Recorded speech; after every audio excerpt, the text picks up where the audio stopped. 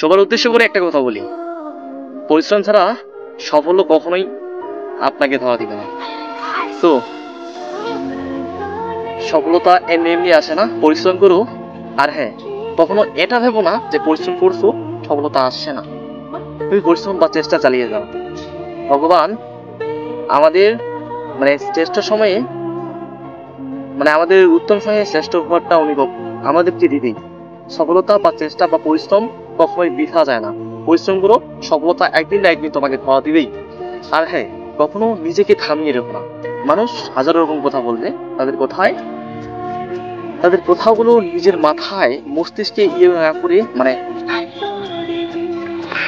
আর হ্যাঁ, আরেকটা কথা বলি, আমাদের চলার পথে অনেকেই অনেক রকম খারাপ কথা বলবে।